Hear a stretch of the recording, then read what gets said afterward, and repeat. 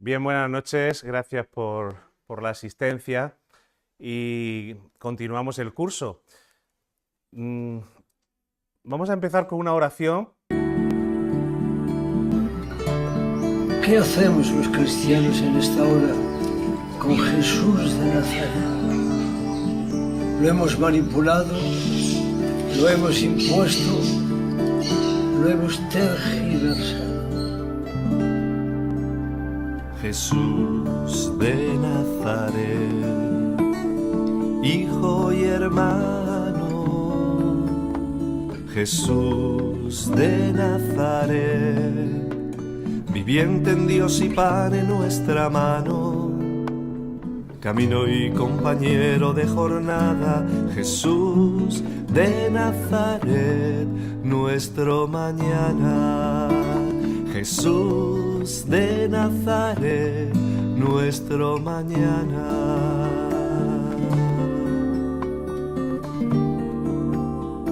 Jesús de Nazaret, hijo y hermano.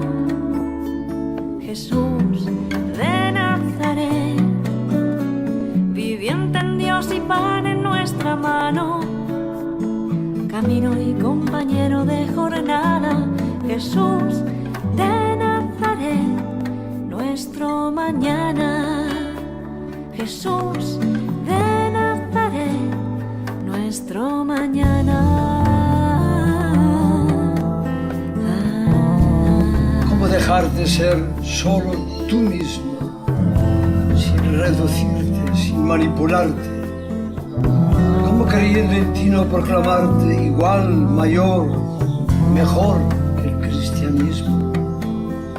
Cosechador de riesgos y de dudas, develador de todos los poderes, tu carne y tu verdad en cruz desnudas, contradicción y paz, eres quien eres.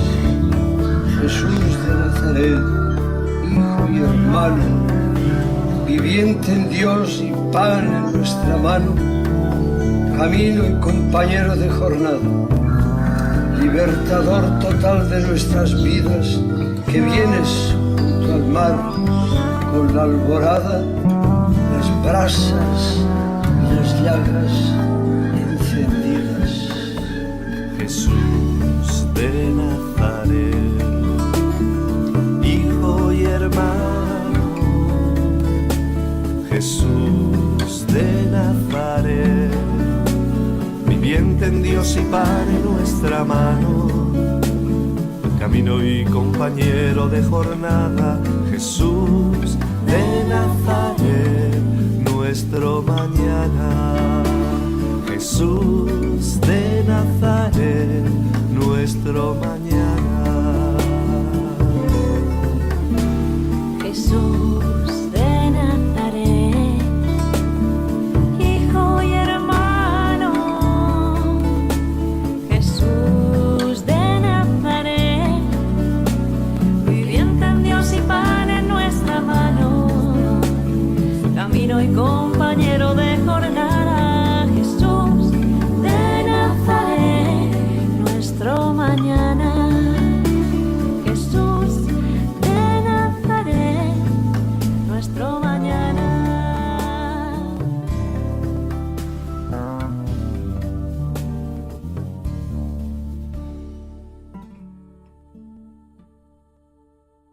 A vivir esta sesión y a descubrir que los términos hijo y hermano son claves para nuestra vida como seres humanos para dar respuesta a esa pregunta. Vamos a empezar hablando del cuerpo, porque lo propio del ser humano es que tenemos cuerpo, eso es lo que hace Dios. Dios deja su cielo y toma un cuerpo, se hace cuerpo en el hombre Jesús, ¿no? La existencia de cada persona es un evento único, es irrepetible, hasta los gemelos más parecidos son únicos, tienen rasgos diferenciales, ¿no? En el cuerpo humano podemos descubrir que se refleja un rayo del esplendor del Dios creador, ¿no? Dice San Juan Crisóstomo que nada es más apto para hacernos admirar y alabar la habilidad del sumo artista, qué bonito, ¿no? El sumo artista, el creador, que el arte infalible manifestado en la creación de nuestros cuerpos. Somos unos bellezones, ¿no? El artista, Dios ahí recreándose en nosotros como criaturas, ¿no? Sabéis que durante mucho tiempo al hombre se le ha considerado con lo que en filosofía llamamos un dualismo, un compuesto de dos partes, de cuerpo y de alma. Pero se le ha considerado como un compuesto de dos partes, como si fueran dos piezas del puzzle que se juntan y forman una, ¿no? Pero la definición del hombre como cuerpo y alma no agrada mucho, ni a los filósofos de hoy, ni a los teólogos de hoy, ni a la reflexión bíblica de hoy, ¿vale? Por lo tanto, esa concepción quiero dejar clara que no puede o no tiene cabida en la forma en la que vamos a concebir la encarnación de Dios.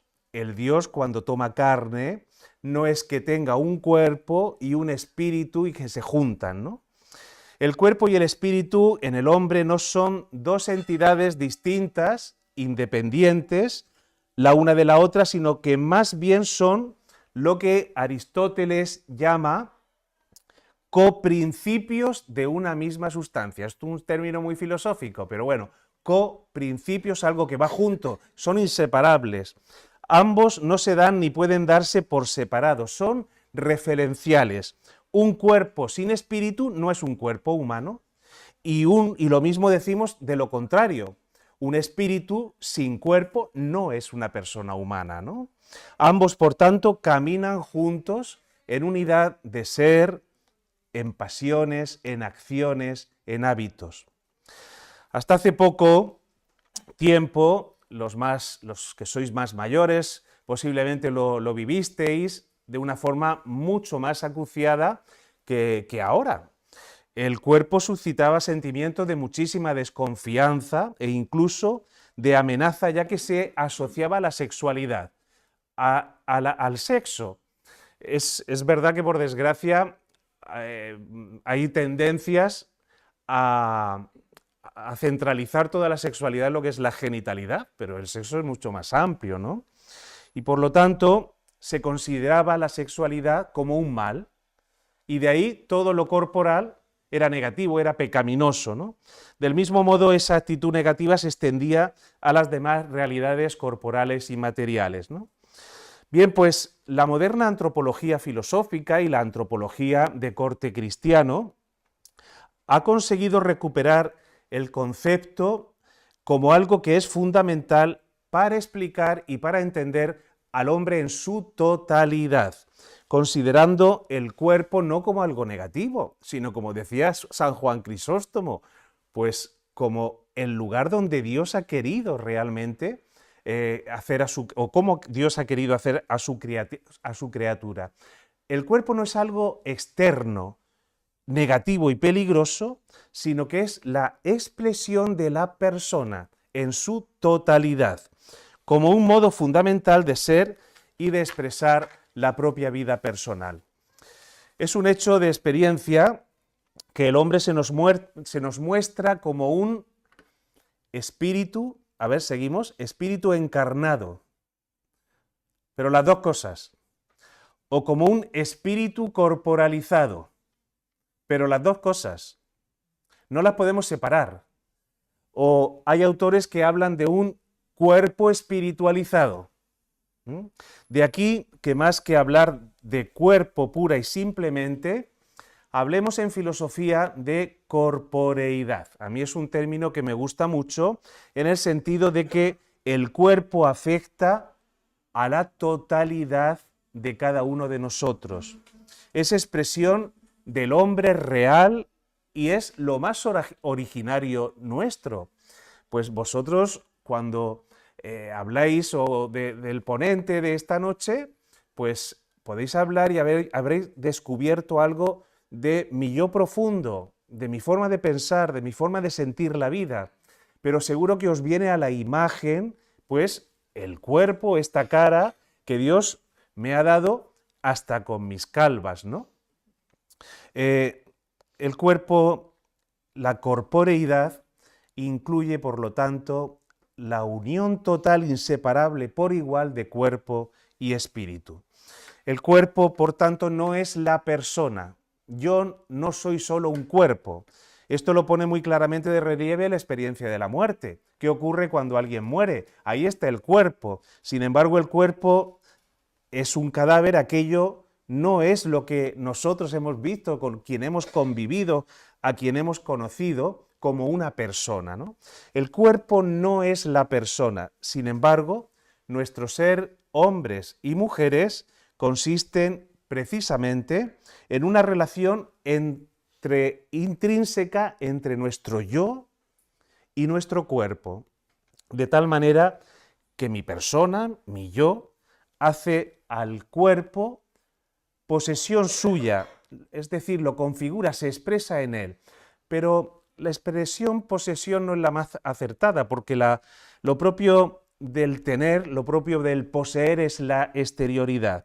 Podemos decir que cada uno es su cuerpo, no que tiene un cuerpo, sino que yo soy mi cuerpo. Es algo más y algo diferente de la unión como de dos medias naranjas, ¿no? La persona está toda en el cuerpo y el cuerpo está totalmente personalizado. Que mi cuerpo pertenece a mi persona es muy claro, y que mi persona se expresa en mi cuerpo, yo creo que también es claro todavía más, ¿no? Porque si yo no tuviera un cuerpo, pues lo primero que no sería un ser humano, y lo segundo que no podría hablar, no podría expresarme, no podría abrazar, no podría ayudar, no podría relacionarme, ¿no? En este sentido podemos afirmar que el cuerpo es ciertamente un sacramento de la persona. ¿Qué es un sacramento? ¿Qué es el pan de la Eucaristía? Sino algo visible de alguien que está ahí invisible, pero que se deja sentir en la misma corporeidad del pan. El cuerpo es el sacramento de Joaquín, mi cuerpo. Vuestros cuerpos son sacramentos de vuestras vidas personales, ¿no? Es lo que hace visible algo misterioso de mi persona. Esto se puede prolongar, pues después, en 1000 ejemplos concretos, ¿no? Con relación a la sonrisa, por ejemplo. ¿Qué es la sonrisa? Sino, no solamente es un movimiento de músculo, sino la expresión de la alegría profunda que yo puedo sentir al ver a una persona, ¿no? Bien, pues todo esto, ¿por qué? Pues porque Dios quiso tomar cuerpo, tener un cuerpo, y se hace hombre en su Hijo Jesús. De la misma forma que el cuerpo es sacramento de la persona, el hombre Jesús, ¿qué es? Sacramento de Dios. Y para hablar de esto, de la encarnación, encarnación significa esto, que Dios se hace carne, coge un cuerpo humano. Dios se hace carne, se hace cuerpo en el hombre Jesús, y he escogido el título de Hijo de Dios. Podía haber escogido otros. Por ejemplo, en San Juan, en el prólogo, dice, la palabra se hizo carne. El término verbo, el verbo se hizo carne, también es muy bonito, es muy profundo, es muy filosófico, pero la palabra parece que es más impersonal, ¿verdad? El hablar de Jesús como Hijo de Dios parece que me sitúa ante alguien con quien me puedo relacionar, ¿no? Es igual que los términos el Señor, el Mesías, ¿no? Yo a veces pues llego al sagrario y digo, ay, mi Señor, y me arrodillo, me inclino, pero está enfrente. Parece que el término me sitúa más enfrente. Y he querido coger uno de los términos con los que se habla de Jesús, que realmente nos puede llevar a implicarnos nosotros, porque el término hijo comporta al menos la posibilidad de los hermanos. Y ahí vamos a estar nosotros, en esos hermanos. Él va a ser el mayor, y nosotros se le llama en muchos textos bíblicos el primogénito. Pero el primogénito, ¿de quién? Pues de todos nosotros, ¿no? A mí hay un San Ireneo, yo hice en teología un trabajo muy interesante que lo recuerdo muchísimo sobre San Ireneo, uno de los primeros padres de la Iglesia, que para expresar esto, para hablar de la Eucaristía, en vez de decir el cuerpo de Cristo, él decía carne de Dios. Entonces fue un escándalo, lo persiguieron incluso, lo querían, porque imaginaos, ¿no? La expresión carne para hablar de Dios. Es que Dios toma carne. Lo suyo es encarnarse en un cuerpo humano y después esa es la dinámica, lo vamos a ir viendo. Tanto que hasta, pues cuando ya no está el cuerpo humano, dice, pues ahora aquí en el pan, o ahora en esta realidad, ¿no? Bien, vamos a ver este título de Hijo de Dios para descubrir el significado de la encarnación a partir de 4 textos bíblicos sacados de cartas paulinas, fundamentalmente Romanos y Gálatas. Y aquí tenemos una síntesis con 4 colores porque van a ser los que después voy a utilizar en la presentación para que no nos perdamos, ¿no? Vamos a ver cómo Dios envió, fijaros en los verbos, envió a su Hijo, nos destinó a nosotros a reproducir esa imagen, envió, nos destinó, entregó a su Hijo. Ese momento va a ser bastante hondo y profundo, porque no solamente Dios envía, sino que entrega ¿a dónde? A la muerte. Vamos a ver eso tan profundo y misterioso. Y después, cómo no nace ya Hijo de Dios. Claro que era Hijo de Dios, pero se va constituyendo con el tiempo, porque ser hombre, igual que nosotros, no nos viene con el nacimiento, nos vamos haciendo seres humanos, ¿no? Bien, y de ahí vamos a hablar de la experiencia de la sacramentalidad, de que Jesús es sacramento de Dios, de cómo la encarnación nos afecta a nosotros también, de que estamos llamados a evitar desde esa entrega el sufrimiento de Dios y no pedirle tantas explicaciones, y también ponernos como hijos en una tarea de irnos construyendo como humanos. Bien, pues vamos al ataque. 4 textos en esta parte de la ponencia.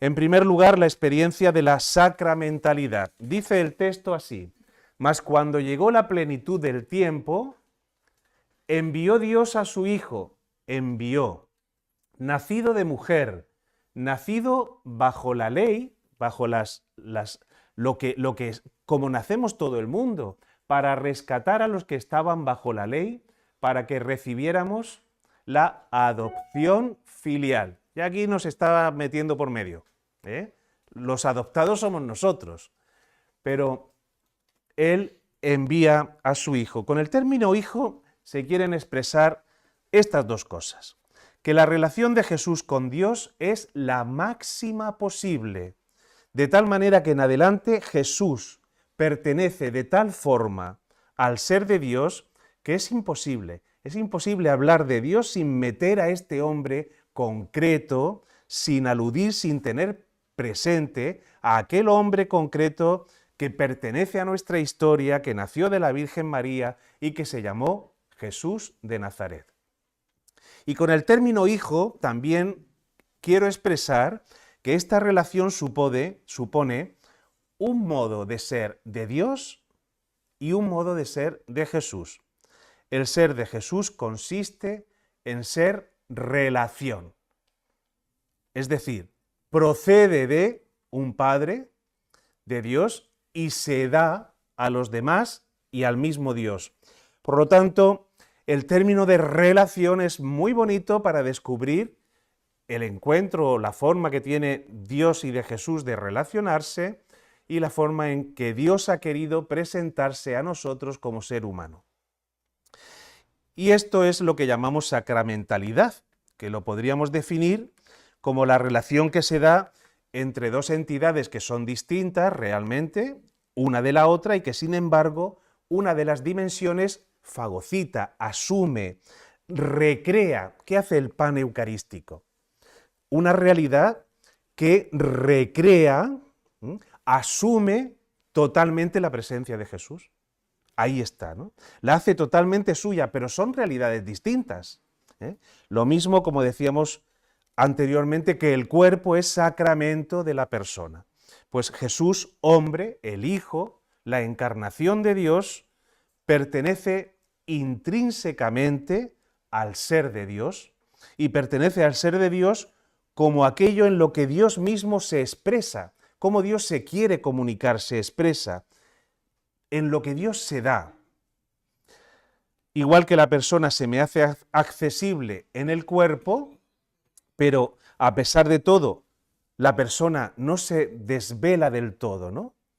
Ni siquiera los matrimonios termináis de conoceros siempre por más, ¿eh? O los grandes amigos, ¿no? Siempre hay aspectos, hasta uno mismo, hay aspectos que no termina de conocer. En momentos nos sorprendemos a nosotros mismos con cosas que aparecen y que anteriormente no estaban descubiertas, ¿no? Bien, pues Dios se expresa en el hombre Jesús, en el Hijo Jesús. Dios se va expresando en la inteligencia de Jesús, en la voluntad de Jesús, en la libertad de Jesús y, en definitiva, en esa persona y en esa historia que se llama Jesús. Y esto quiere decir que el ser de Dios no es algo cerrado sobre sí mismo, no es algo volcado sobre sí mismo, cuya perfección consiste en estar aislado del resto, ¿no? Sino al revés, el ser de Dios, de una manera misteriosa, que no podemos entender del todo, pero que sí necesitamos formular de alguna manera, es salida de sí, es apertura, y nos lo expresa en Jesús, ¿no? Hay algo en Dios que le posibilita hacer suyo aquello que no es Dios. Dios no es pan, pero lo hace suyo. Y Dios no es, en principio, un cuerpo humano, pero lo hace suyo. Y suyo no con la verdad con la que yo, o es mía mi camisa o mi cartera, que es la exterioridad, me lo puedo quitar, ¿no? Sino con la misma verdad con que es mía mi personalidad, mi humanidad o mi inteligencia. Esto supone que el ser de Dios es un ser abierto. El Hijo, teológicamente hablando, es aquello en lo que el Padre se dice, en lo que el Padre se comunica, es Dios mismo saliendo de sí. Qué bonito, ¿no? O sea, Dios quiere salir de su anonimato. Se había ido presentando, haciendo presente, haciendo sensible a través de los profetas, a través de la historia de la salvación, pero llega un momento en que sale de sí, porque su ser es desbordarse.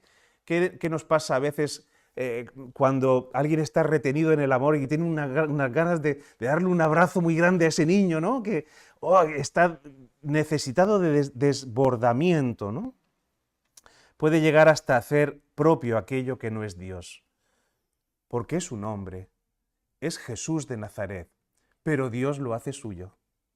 Dios encarnado en Jesús es el cercano a nosotros a través de esta relación de sacramentalidad. Dios hace intrínsecamente suyo, propio, el vivir, la historia y la persona humana de aquel hombre que nació de la Virgen María. Bien, ¿se entiende esta parte? ¿Vale? Vamos al siguiente texto. Avanzamos. El texto dice así: porque a los que había conocido de antemano, los predestinó a reproducir nosotros, a reproducir la imagen de su Hijo, para que Él fuera el primogénito de muchos hermanos.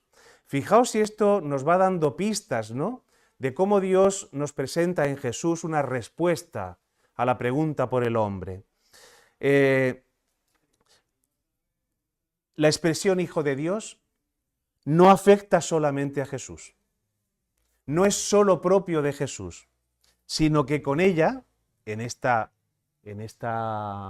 texto de Romanos, con ella estamos diciendo también algo sobre nosotros. Estamos diciendo algo sobre el hombre. Y lo que se dice en definitiva es que el hombre tiene una dimensión que, aunque, bueno, pues muchas veces solapada, todavía no realizada, una dimensión que o está pues poniéndose en juego o todavía no la hemos puesto en juego, pero que sí experimentamos que somos divinos, que tenemos parte de la divinidad, que hay algo intrínsecamente a nosotros que es la dimensión divina. Nos ha predestinado a reproducir lo mismo que el Hijo.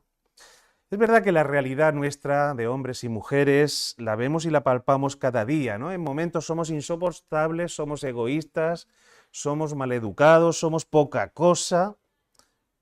Bien, es verdad que hay fragilidad en nuestras vidas, que hay realidad frágil, pecadora, y eso lo experimentamos, pero también es verdad que intuimos y captamos en momentos algo impresionante, que somos grandes, somos muy grandes, y somos muy capaces de hacer grandes cosas porque hay una dimensión divina que Dios ha puesto en cada ser humano. Pues bien, Jesús con su nacimiento se expresa como alguien que por un lado ilumina, como un faro. Imaginaros el faro que ayuda a llegar cada barco a buen puerto. Jesús ilumina el proyecto humano al señalarnos el dinamismo del hombre como dinamismo hacia la filiación, hacia Dios, ¿no? Pero a la vez no solamente es un faro, a la vez que ilumina, Jesús, él mismo realiza ese dinamismo humano al mostrársenos como aquel que en su humanidad, siendo hombre, se hizo hijo de Dios. Utilizando otra expresión muy bonita de San Pablo, al hablar de Jesús como hijo de Dios, podemos decir que el sí de Dios al proyecto humano es Jesús. El sí que Dios da al proyecto humano, el sí de Dios al proyecto humano se llama Jesús de Nazaret. Todo esto tiene una doble consecuencia ulterior que ya está insinuada en lo que he dicho. En primer lugar, lo que llamamos la encarnación. Cuando ahora nos situemos de cara a la Navidad, en el Adviento, y nos pongamos a prepararnos para el acontecimiento de la encarnación, no es algo que afecta exclusivamente al nacimiento de Jesús o al momento donde María nos aporta al Salvador. No es algo que esté aislado de nuestra vida, ¿no? Tendemos demasiado a concebirlo así. Dios se encarnó en Jesús y nada más. Sin embargo, pues ya en la primera iglesia primitiva y el Concilio Vaticano II recoge esto mismo. El concilio dice que por la encarnación Dios se unió de alguna manera a todo ser humano, a toda la humanidad. Esto lo dice el concilio, ¿no? No se trata pues de una acción de Dios que solamente afecta a un afortunado de nuestra historia que se llama Jesús de Nazaret, sino es una acción de Dios que afecta a todo el mundo, a toda esta humanidad, porque estamos llamados a que al final de los tiempos Dios sea todo en todos. Dios sea, esta creación se haya culminado en su plenitud, ¿no? Y esto tiene una segunda consecuencia, el que la expresión Hijo de Dios, dicha por Jesús, necesita de una vivencia práctica, ¿eh? Es decir, solo cuando cada uno de nosotros creyentes, hemos captado, hemos vivido, he aceptado en definitiva que tú eres hijo de Dios, que tú eres una hija de Dios, y por consiguiente, con esa dignidad impisoteable, porque tú eres hijo de Dios como yo, y tienes una dignidad que yo no puedo pisar de ninguna manera, eso me lo da el ser hijo de Dios, y como hermano mío o hermana mía, por tanto, en un sentido que es nuevo, que no es meramente el que tú y yo tenemos un origen común, sino el que tenemos un destino común. Y el destino común es que todos tenemos que llegar a ser hijos de Dios. Ese es nuestro destino. Es decir, todos tenemos que que terminar participantes en la encarnación. Entonces, solo entonces voy a poder entender plenamente lo que queremos decir cuando hablamos de Jesús como Hijo de Dios. Un tercer texto, después de ver la implicación que tiene la encarnación en nuestras vidas, es un texto que nos adentra en un momento complejo. Voy a intentar explicarme, yo creo que todo lo vamos a entender. Dice el texto, el que no se reservó a su propio Hijo, sino que lo entregó por todos nosotros, ¿cómo no nos dará todo con él? Otro momento donde San Pablo utiliza la expresión hijo para hablar de algo que es más que el envío, algo que es más que el nacimiento. Dios envía a Jesús, es menos que Dios entrega, lo entrega, no solamente es un mensajero, lo envío, no, sino que lo entrega. Pues un padre que entrega a un hijo a la muerte, nos parece una de las cosas más raras y una de las cosas más serias que le puede ocurrir a la experiencia de los seres humanos, ¿no? Y es importante caer en la cuenta de que se ha echado mano precisamente de esa experiencia que es tan dura, que es tan incomprensible humanamente hablando, de que un padre entregue a su hijo a la muerte, para comunicarnos algo que es fundamental para entender este concepto de Hijo de Dios. Ante el dolor del mundo, ante el sufrimiento del mundo, ante este magma inmenso de maldad que existe, maldad moral, sufrimiento, calamidad, que baña constantemente nuestra historia, Dios no lo evita. Y Dios no lo evita porque lo sufre. Ha escogido eso. Exactamente igual que en el drama del Calvario, donde lo que está en juego es nada menos que su propio hijo, su primogénito. No lo evita. Dios no interviene, ni pone, remedio, arregla aquello con una legión de ángeles que podían haber intervenido en el momento de la cruz, ¿no? Sino que Dios sufre ese drama. Y ello se convierte entonces en clave de lectura de la presencia de Dios en nuestra historia, ¿no? Del por qué la encarnación y el nacimiento de Jesús. Porque Dios está presente como aquel que no evita el dolor del mundo, sino que simplemente lo soporta. Yo sé que esto es escandaloso. Es posible que a muchos le rechine y le cueste trabajo entenderlo, pero esto nos ha de ayudar a cambiar nuestras ideas más elementales sobre Dios. Porque si Dios no intervino en el Calvario con su Hijo mayor, con Jesús, con el que se identifica totalmente y es su sacramento, el sacramento de Dios, entonces esa clásica pregunta que constantemente nos azota muchas veces y nos muerde por dentro de por qué Dios no interviene en los 1000 infiernos de este planeta.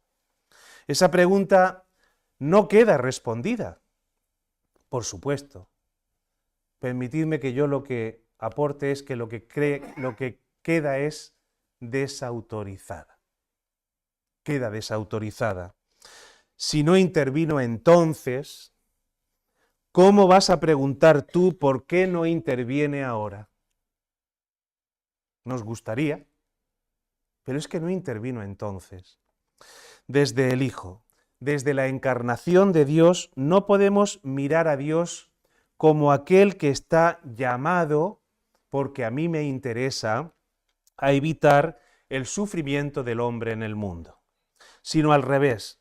Tenemos que mirarnos a nosotros, los seres humanos, por supuesto desde nuestra concepción cristiana, como los que estamos llamados a evitar su sufrimiento, a evitar el sufrimiento de Dios en la historia. Es Dios el que llora y soy yo el que estoy llamado a intentar consolar su dolor.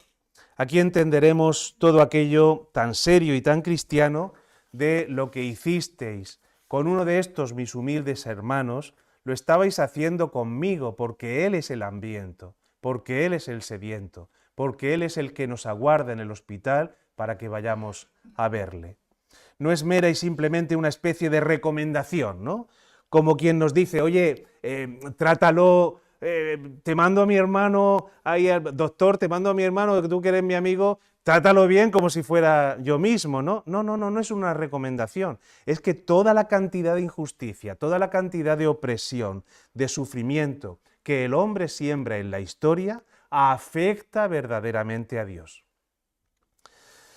Mirar, Elie Wiesel es un escritor, premio Nobel en 1986, y él es uno de los supervivientes con mayor proyección mediática del exterminio nazi, ¿no?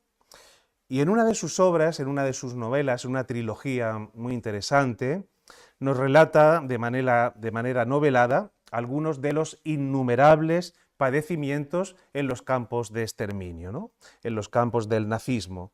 Y de entre los muchos pasajes reseñables, hay uno que os voy a leer y que vamos a ver, particularmente conocido y que hoy, sobre todo en nuestros días, sigue siendo objeto de diálogos entre teólogos, entre grupos de fe y entre agentes de pastoral como vosotros, ¿no?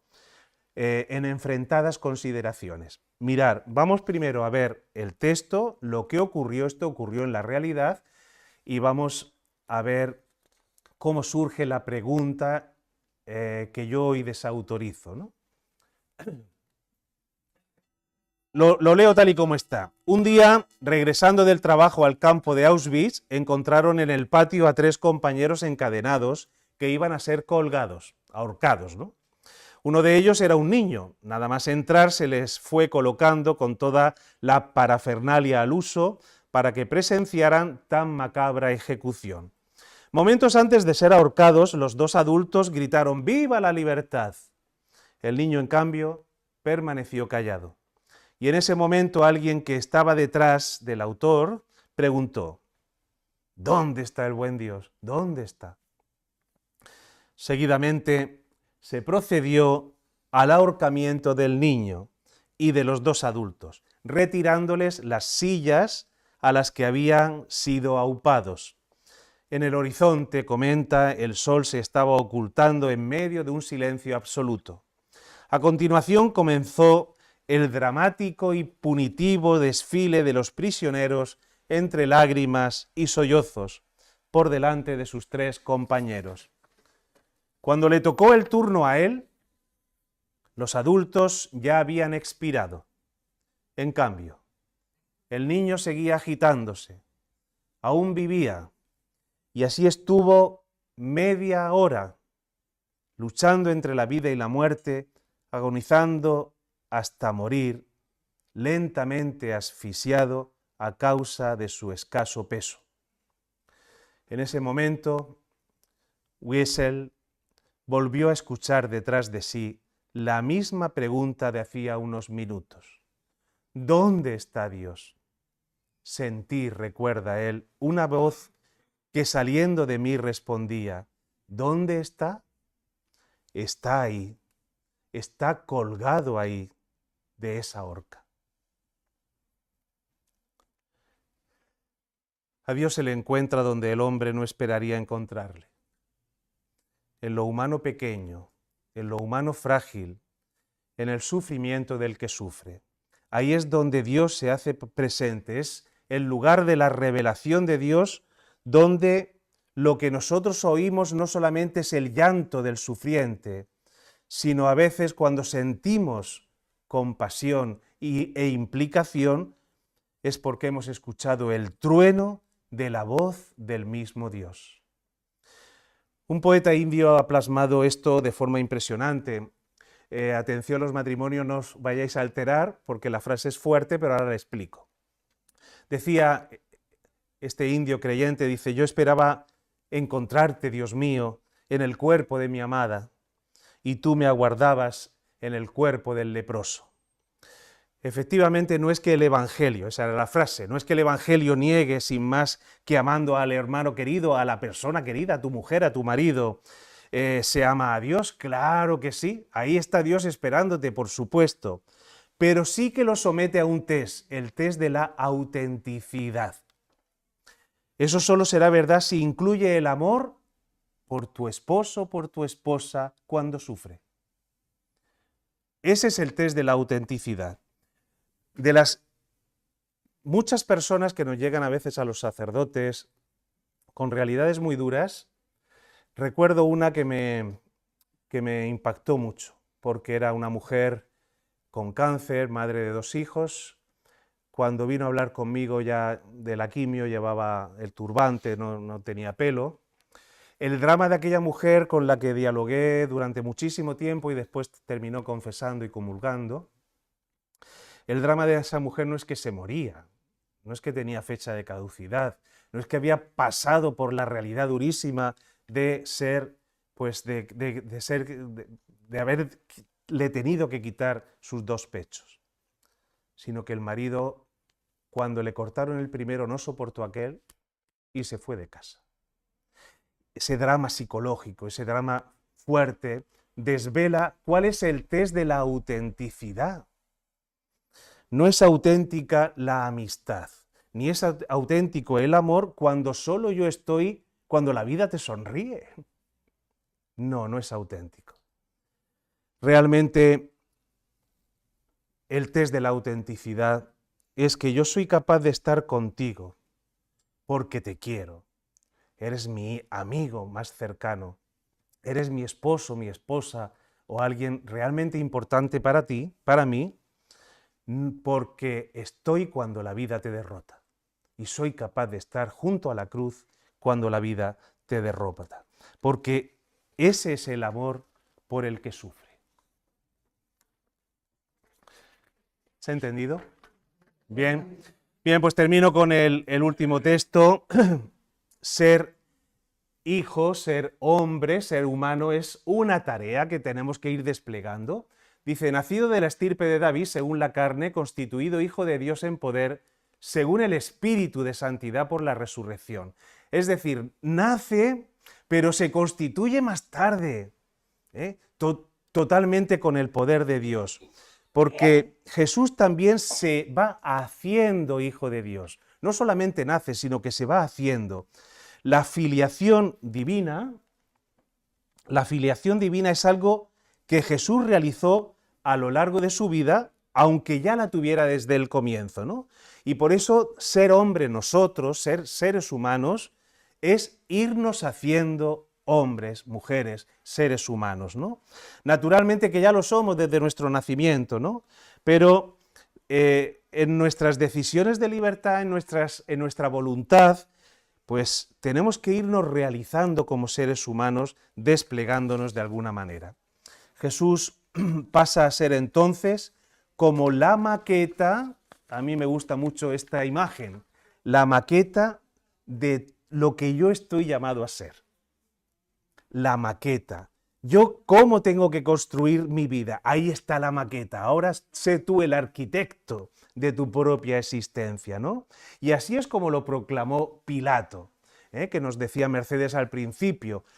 Él no se dio cuenta, pero ya una vez que realmente se había constituido como hijo hasta la entrega en la cruz, a ese ser humano que es Dios encarnado, Pilato dice a toda la humanidad, este es el hombre, este es el que Dios ha querido poner como el hombre con mayúsculas. Y Jesús se fue haciendo hijo de Dios, se fue haciendo a lo largo de su vida en los actos de filiación, de fraternidad, que fue realizando de la misma manera que nosotros también estamos llamados a ese dinamismo, a desarrollar y a desplegar esa fraternidad y esa filiación. Os invito, ¿estáis muy cansados? ¿Aguantáis 10 minutitos más? Sí. Os invito a escuchar una audición, no está la letra, posiblemente la conozcáis, es el sí de Rudyard Kipling. Es una forma que Rudyard Kipling tiene, este autor, este gran poeta, de plasmar desde sus convicciones el cómo podemos llegar a ser seres humanos. Dice, serás hombre, en ese hombre acordaros hombre-mujer, ser humano, persona. Lo escuchamos Y en el material que os voy a dar de trabajo, oye, por cierto, ¿hicisteis algo del trabajo pasado? Sí, qué bueno. Pues en el material que he preparado está este texto, lo tenéis ahí, y también la audición se la dejo a Fran para que la podáis utilizar. La escuchamos con atención.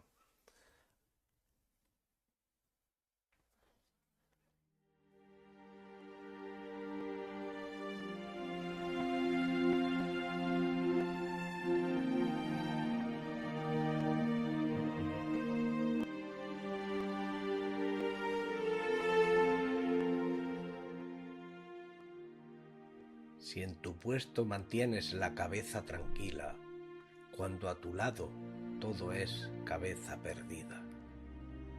Si tienes una fe en ti mismo que te niegan y no desprecias nunca las dudas que ellos tengan. Si esperas en tu puesto sin fatiga en la espera, si engañado no engañas y no buscas más odio que el odio que te tengan. Si eres bueno y no finges ser mejor de lo que eres. Si al hablar no exageras lo que sabes y quieres. Si sueñas y los sueños no te hacen su esclavo. Si piensas y rechazas lo que piensas en vano.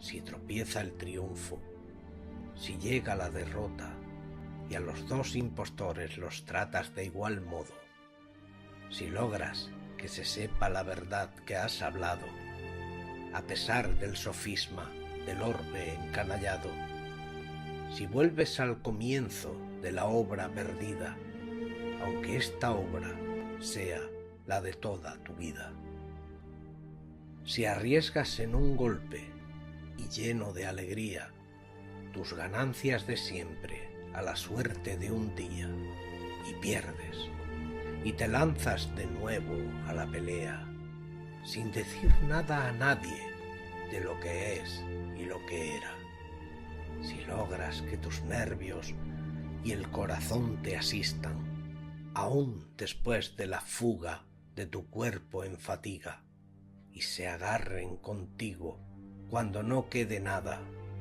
porque tú lo deseas, lo quieres y mandas.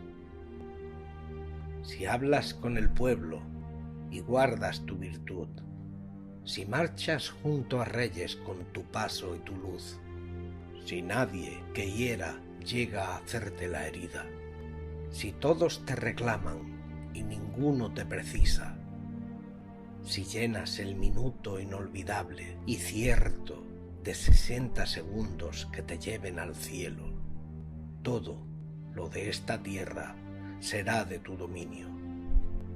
Y mucho más aún, serás hombre, hijo mío.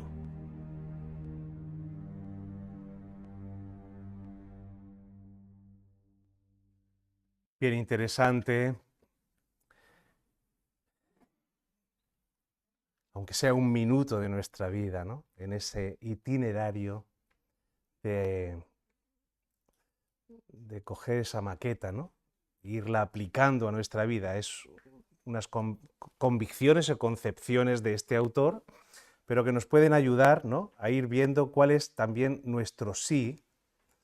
Si voy haciendo esto en la vida, terminaré siendo realmente lo que Dios quiere que yo sea, que es llamarme hijo, porque soy un ser humano, un hombre, ¿no? Bien, voy a terminar la exposición con un último punto, que aunque también es teológico, pero es más pastoral, puesto que al fin y al cabo estamos en una escuela de agentes de pastoral y lo que ya nos queda una tercera sesión antes de Navidad, vamos a ir aterrizando poco a poco para situarnos en el Adviento y en la Navidad de una forma más práctica, ¿no? Celebrar y vivir la encarnación de Dios. Mirar, la encarnación la describe el evangelista Mateo en continuidad con Isaías. Y él dice: la Virgen concebirá y dará a luz un hijo y le pondrá de nombre Emmanuel, que significa Dios con nosotros.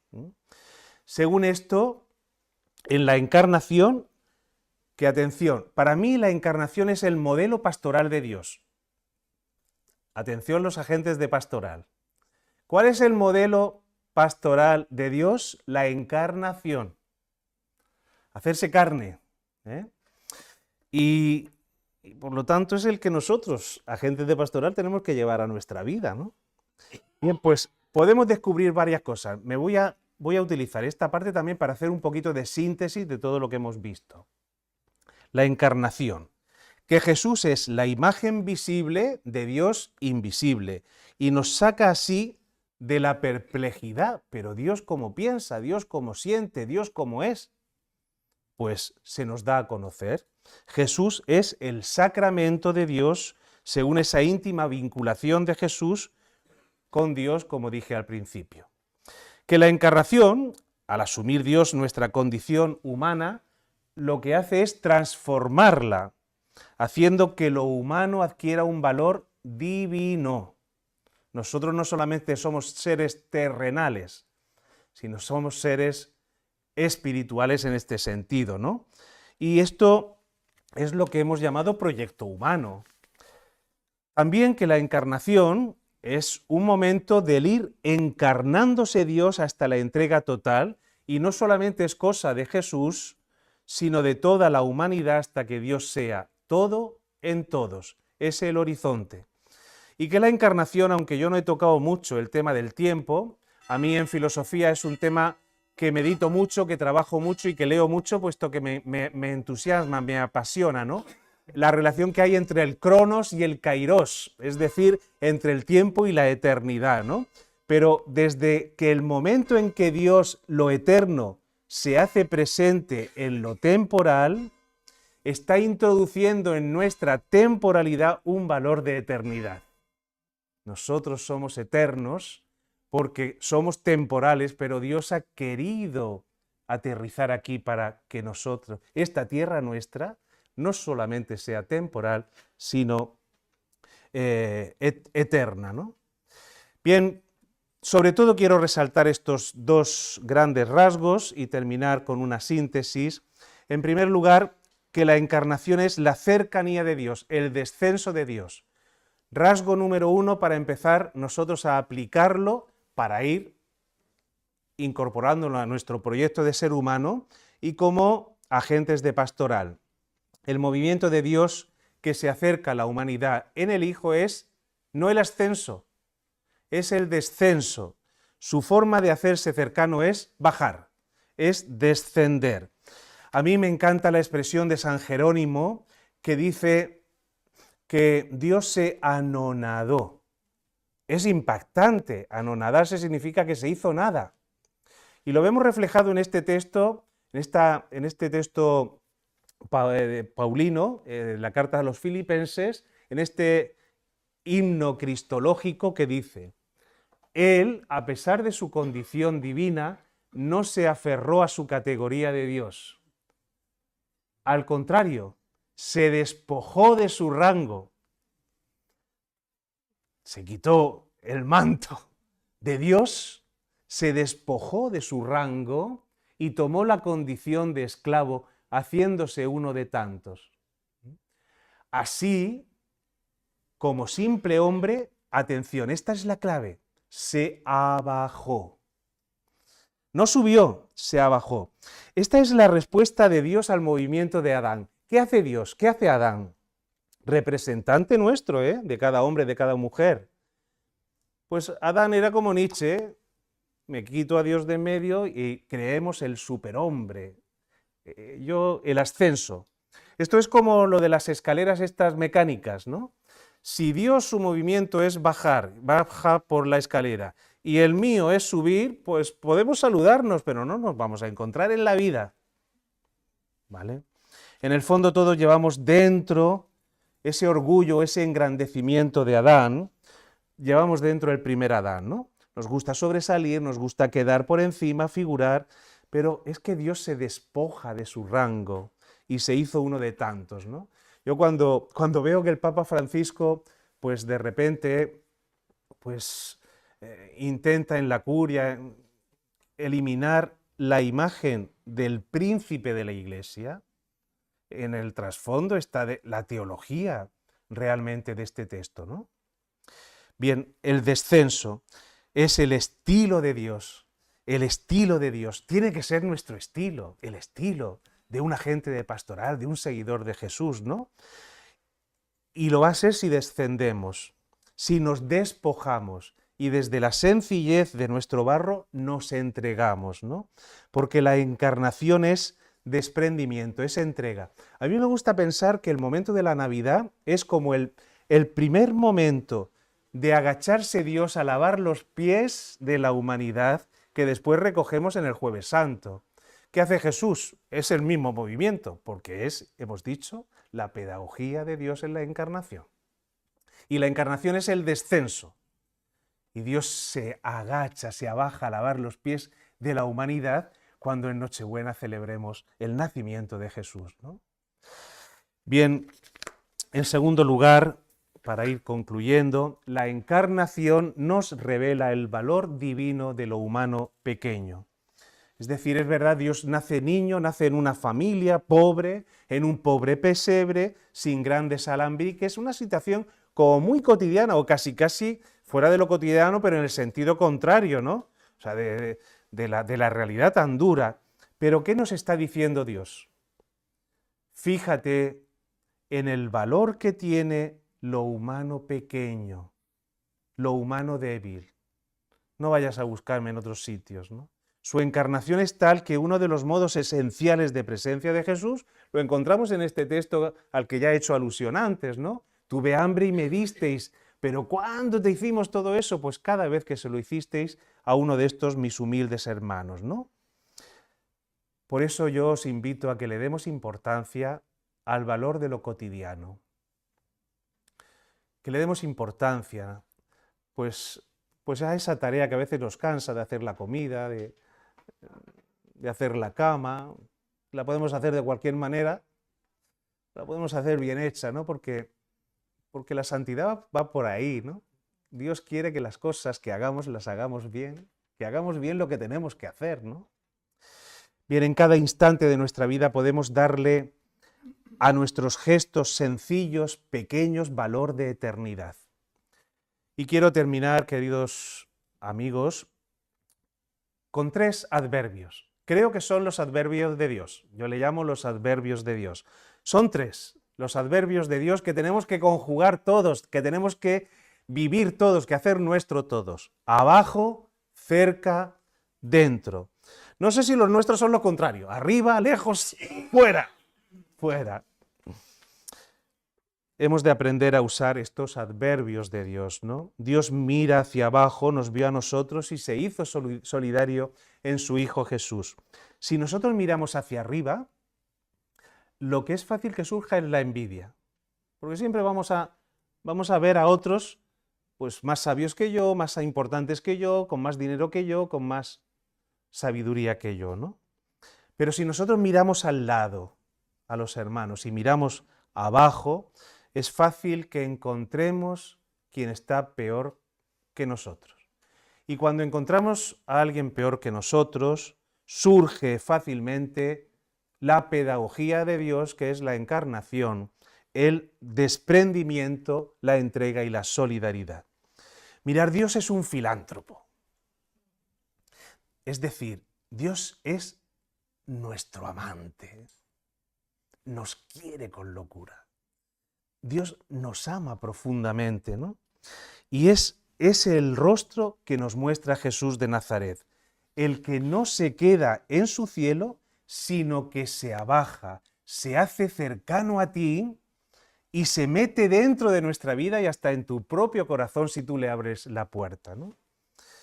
Bien, pues que el Adviento sea un momento propicio, puesto que el domingo próximo es Cristo Rey, ya enseguidita el siguiente comenzamos el Adviento, y cuando nos volvamos a ver, si tenéis a bien venir a la siguiente charla de este mismo curso antes de Navidad, pues os propongo que os preguntéis sobre estos 3 adverbios.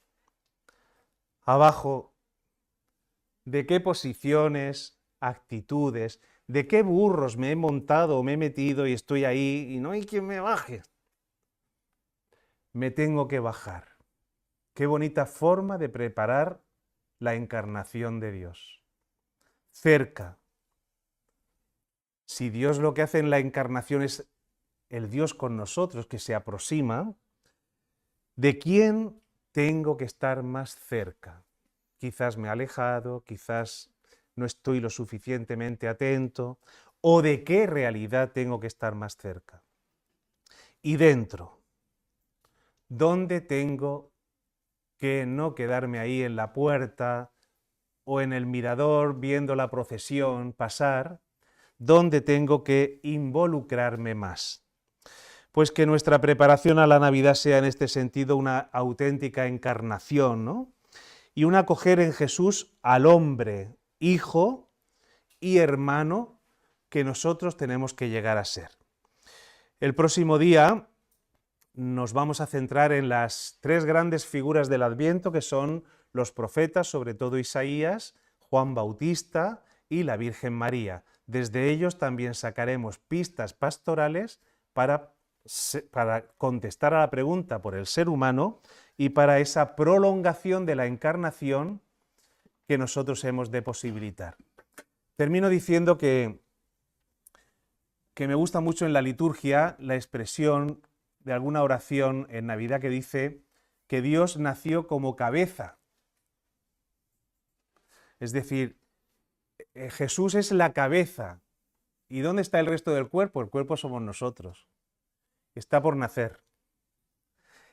En Navidad nació la cabeza, que es Cristo. El resto del cuerpo tenemos que hacer lo posible nosotros. Y para hacerlo posible os invito a estas dos categorías, hijo y hermano. Pues nada más, 1.000.000 de gracias por vuestra atención.